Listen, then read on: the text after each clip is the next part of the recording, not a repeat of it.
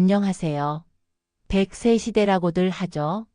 평균 수명은 계속 늘어난다고 하는데 왜 우리 주변에는 80세, 90세가 되어서도 건강하게 활발히 지내시는 분들보다 아프고 힘들어 하시는 분들이 더 많이 보일까요?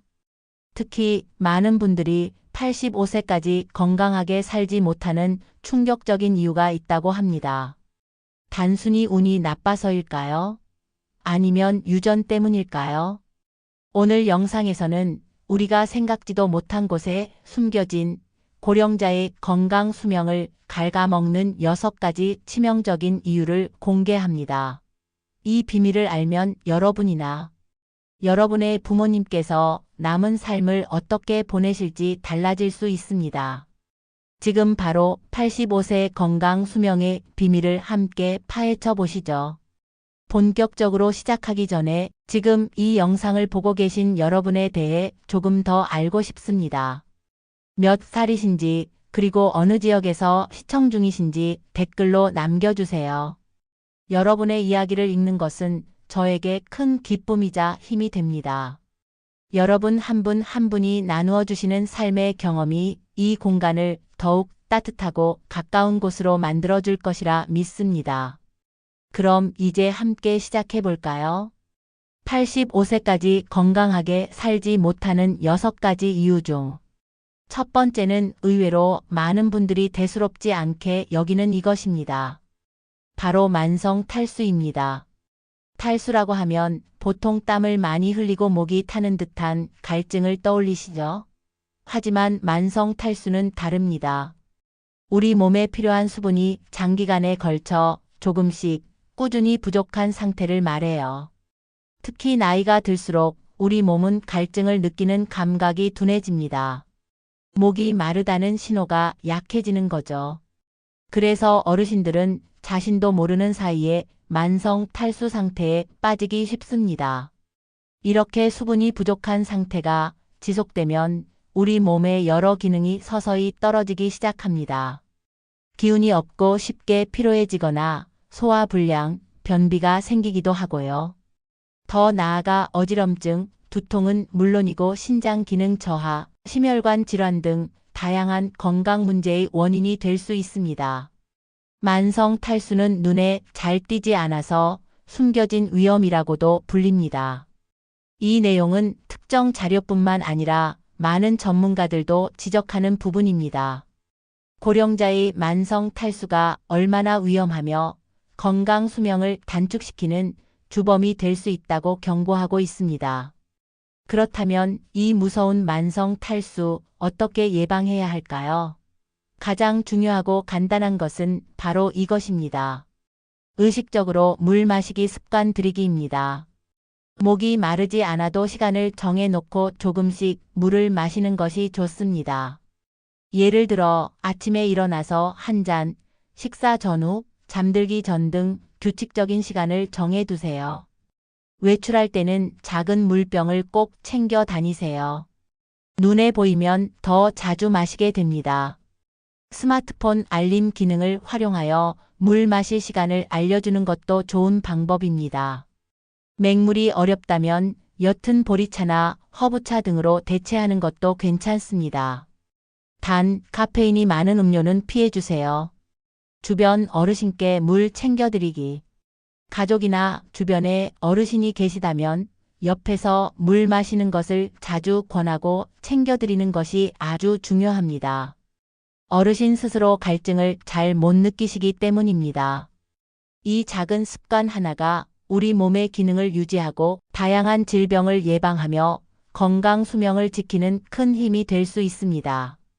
오늘부터라도 의식적으로 물 마시는 습관을 꼭 실천해 보세요. 건강 수명을 위협하는 충격적인 비밀 두 번째는 우리 몸의 기초 체력을 무너뜨리는 또 다른 주범, 바로 잘못된 식습관에 대해 파헤쳐 보겠습니다.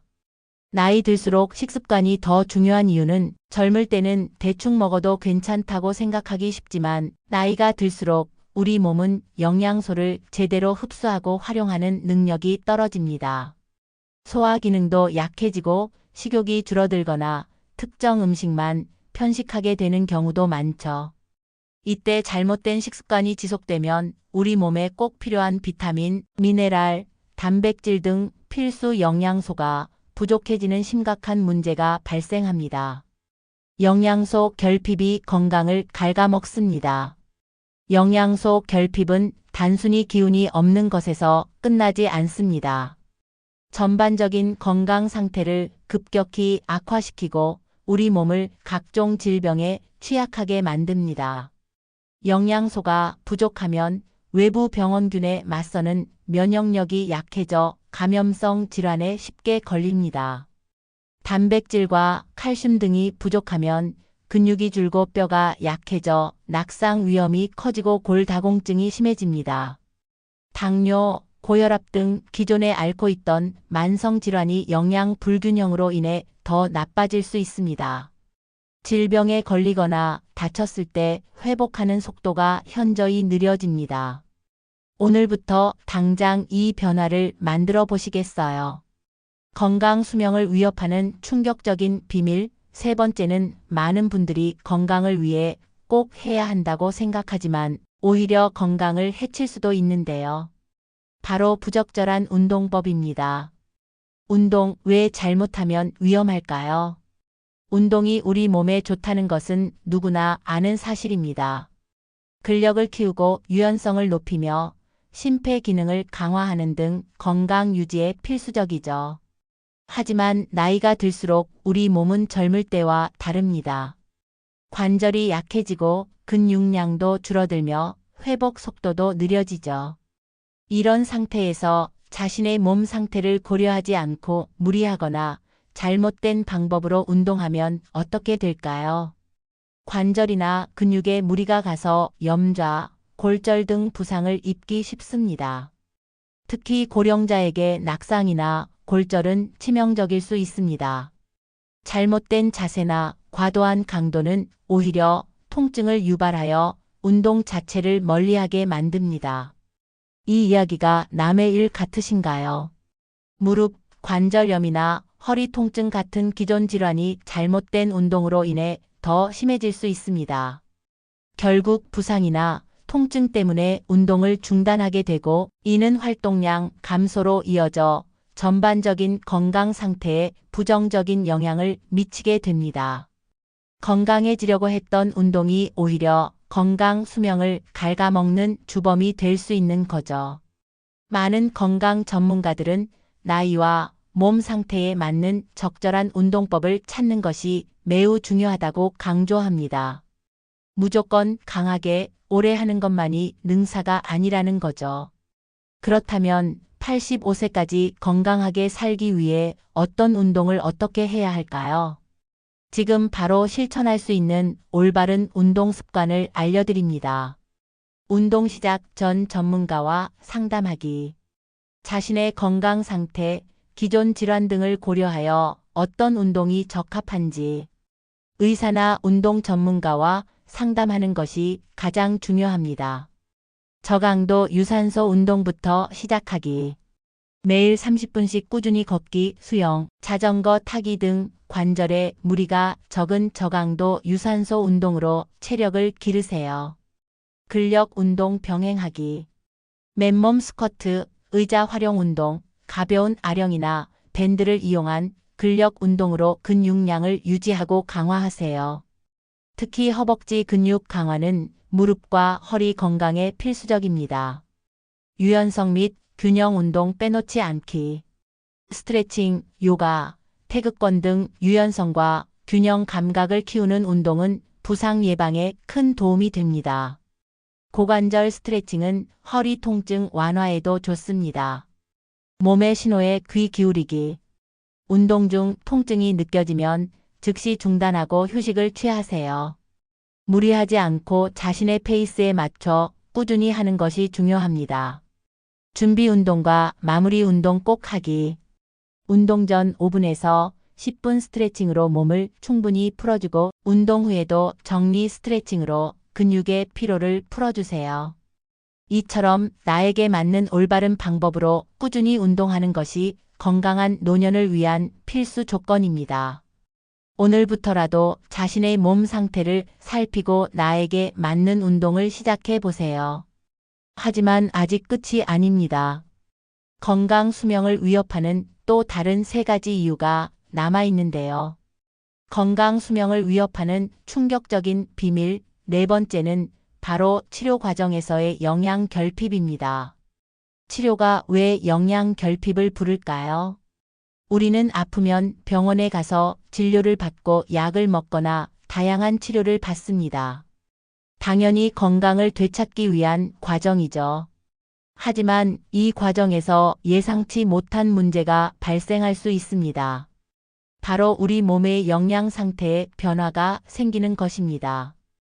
약물 복용이나 특정 치료, 예를 들면 항암 치료, 방사선 치료 등은 우리 몸에 다양한 영향을 미칩니다. 약의 부작용으로 식욕이 떨어지거나 메스꺼움, 소화불량, 변비, 설사 등이 나타날 수 있습니다. 특정 약물은 우리 몸이 음식으로부터 영양소를 제대로 흡수하는 것을 방해하기도 합니다. 어떤 약은 특정 영양소가 소변 등으로 더 많이 배출되게 만들기도 합니다. 음식 맛을 제대로 느끼지 못하게 되어 식사를 멀리하게 될 수도 있습니다. 특히 여러 가지 약을 동시에 복용하는 고령자분들은 이러한 위험이 더욱 커집니다. 치료에 집중하는 동안 영양 상태가 나빠지는 것을 놓치기 쉬워서 숨겨진 위험이 되는 거죠. 치료 과정에서 영양 결핍이 발생하면 어떤 문제가 생길까요? 우리 몸이 회복하고 치료 효과를 제대로 내려면 충분한 영양 공급이 필수적입니다. 영양 부족은 치료 효과를 떨어뜨리고 회복을 더디게 만듭니다. 영양 상태가 나빠지면 면역력이 떨어져 다른 감염이나 합병증에 걸릴 위험이 높아집니다. 단백질 등 필수 영양소 부족은 근육을 빠르게 감소시켜 몸이 쇠약해지고 활동량이 줄어듭니다. 결국 치료는 받고 있지만 몸은 점점 약해지는 악순환이 반복될 수 있습니다. 이처럼 치료 과정에서의 영양 결핍은 질병 자체만큼이나 아니, 어쩌면 그 이상으로 고령자의 건강 수명에 치명적인 영향을 미칠 수 있습니다. 그렇다면 치료 중에도 영양 상태를 잘 유지하려면 어떻게 해야 할까요? 지금 바로 실천할 수 있는 영양 관리법을 알려드립니다. 복용 중인 약물에 대해 의사, 약사와 상담하기. 현재 복용 중인 모든 약물과 건강 상태에 대해 의료진과 솔직하게 이야기하고 혹시 영양소 흡수에 영향을 미치거나 식욕 부진 등의 부작용이 있는지 문의하세요. 식사량 및 체중 변화주에 깊게 살피기. 식사량이 줄거나 체중이 눈에 띄게 감소한다면 반드시 의료진에게 알리세요. 영양 밀도가 높은 음식 위주로 섭취하기. 식사량이 적더라도 단백질, 비타민, 미네랄이 풍부한 음식을 우선적으로 섭취하세요. 소량씩 자주 먹는 것도 방법입니다. 필요시 영양 보충 고려하기. 의료진과 상담하여 경구 영양 보충제나 비타민, 미네랄, 제제 복용을 고려해 볼 수 있습니다. 영양 상담 서비스 활용하기. 병원이나 보건소 등에서 제공하는 영양 상담 서비스를 통해 개인 맞춤형 식단 조언을 받는 것이 큰 도움이 됩니다. 치료만큼이나 중요한 것이 바로 영양 관리입니다. 적극적으로 자신의 영양 상태를 살피고 관리하려는 노력이 필요합니다. 치료받는 동안에도 영양 관리에 꼭 신경 쓰셔서 건강한 회복과 활력 있는 노년을 만드시길 바랍니다. 건강 수명을 위협하는 충격적인 비밀 5번째는 우리가 매일 밤 마주하지만 그 중요성을 간과하기 쉬운 수면의 질 저하입니다. 나이가 들면서 잠자는 시간이 줄거나 자다가 자주 깨는 등 수면 패턴에 변화가 생기는 경우가 많습니다. 우리 몸의 생체 시계가 변하고 수면을 유도하는 호르몬 분비가 줄어들기 때문이죠. 하지만 단순히 잠자는 시간이 줄어드는 것만이 문제가 아닙니다. 더 큰 문제는 바로 수면의 질이 나빠지는 것입니다. 깊은 잠을 자는 시간이 줄고 얕은 잠을 반복하면서 자고 일어나도 개운하지 않고 피곤함을 느끼게 됩니다. 충분하고 질 좋은 수면은 우리 몸과 마음이 회복하고 재충전하는 필수적인 시간입니다. 낮 동안 쌓인 피로를 풀고 손상된 세포를 복구하며 기억을 정리하고 감정을 조절하는 중요한 과정이 잠자는 동안 일어납니다. 그런데 수면 장애가 지속되면 어떻게 될까요? 면역력이 약해져 감염에 취약해지고 혈당 조절이나 혈압, 유지 등 신체 기능에 문제가 생겨 만성질환이 악화될 수 있습니다. 기억력 감퇴, 집중력 저하, 판단력 저하가 나타나고 불안감이나 우울감이 심해지기도 합니다. 피로와 집중력 저하는 낮 동안의 활동에도 영향을 미쳐 사고나 낙상 위험을 높입니다. 잠을 제대로 못 자면 낮 동안 활동할 기운이 없고 삶의 질이 떨어지게 됩니다.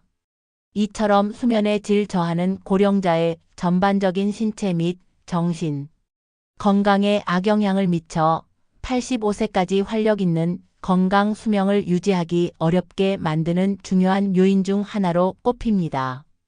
그렇다면 건강한 잠을 위해 우리는 어떤 노력을 할 수 있을까요? 지금 바로 실천할 수 있는 꿀잠을 위한 행동 습관을 알려드립니다. 매일 비슷한 시간에 자고 일어나는 습관을 들이세요. 주말에도 크게 다르지 않게 유지하는 것이 좋습니다. 잠들기 전 스마트폰, TV 등 밝은 화면 멀리하기. 자기 전 밝은 화면에서 나오는 블루라이트는 뇌를 자극하여 잠들기 어렵게 만듭니다. 잠자리에 들기 최소 1시간 전부터는 사용을 줄이세요. 낮잠을 너무 오래 자거나 늦은 오후에 자면 밤잠을 설치기 쉽습니다. 꼭 필요하다면 20분에서 30분 이내로 짧게 자는 것이 좋습니다.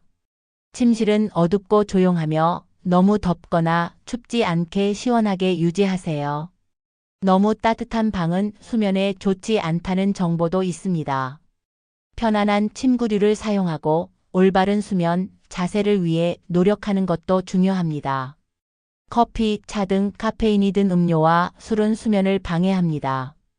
특히 저녁 시간에는 피하는 것이 좋습니다. 잠들기 바로 직전보다는 잠들기 2~3시간 전. 가벼운 유산소 운동이나 스트레칭은 숙면에 도움이 될 수 있습니다. 단, 자기 직전에 격렬한 운동은 피하세요. 침대에서는 잠자는 것 외에 다른 활동, TV 시청, 스마트폰 사용, 독서 등을 하지 않도록 노력하세요. 잠자리를 잠과 연결시키는 것이 중요합니다. 잠이 오지 않으면 억지로 누워있지 않기. 20분 이상 잠이 오지 않으면 차라리 일어나서 조용하고 어두운 곳에서 편안한 활동으로 명상, 잔잔한 음악 듣기 등을 하다가 졸릴 때 다시 잠자리에 드는 것이 좋습니다. 이러한 작은 습관 변화들이 여러분의 수면의 질을 크게 향상시키고 활력 있는 하루와 건강한 노년을 만드는 데 큰 도움이 될 것입니다. 마지막으로 우리는 살면서 누구나 한 번쯤 외롭다는 감정을 느껴보셨을 거예요. 혼자 있는 시간이 편하고 좋다고 생각하시는 분들도 계실 테고, 저 역시 혼자만의 시간을 소중하게 생각합니다. 하지만 외로움과 사회적 고립은 우리가 생각하는 단순한 감정을 넘어 우리의 몸과 마음, 건강을 위협하는 아주 중요한 문제라고 합니다. 외로움과 사회적 고립이 우리 건강에 얼마나 큰 영향을 미치는지, 그리고 우리가 이 문제를 어떻게 극복하고 더 건강하고 행복한 삶을 만들 수 있을까요? 먼저 외로움과 사회적 고립이 무엇인지 간단히 짚고 넘어갈게요. 외로움은 주관적인 감정입니다. 주변에 사람이 많든 적든 내가 연결되어 있지 않다고 느끼는 쓸쓸하고 고통스러운 감정이죠. 반면에 사회적 고립은 객관적인 상태입니다. 다른 사람들과의 교류나 관계가 부족한 상태를 말해요. 물론 이 둘은 서로 깊이 연관되어 있습니다. 내가 가진 정보에 따르면 외로움과 사회적 고립은 단순한 기분 문제가 아니라 우리 건강에 직접적인 악영향을 미칩니다.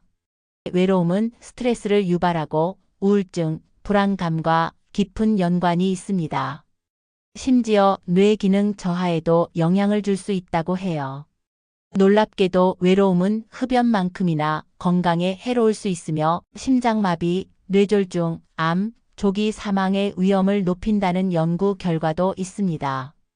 행복하고 오래 사는 사람들은 돈이나 명성보다 돈독한 인간관계를 풍부하게 유지하고 있었다는 연구 결과는 우리에게 많은 것을 시사합니다.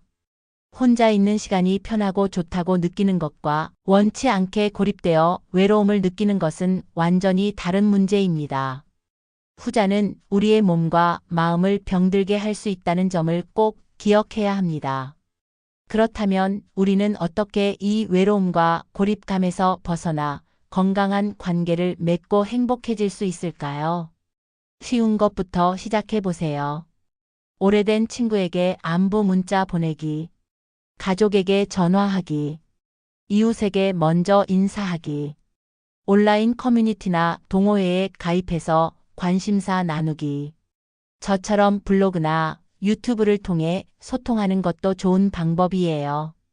영화, 책, 음악 등을 통해 다른 사람의 경험과 감정을 간접적으로 느껴보기.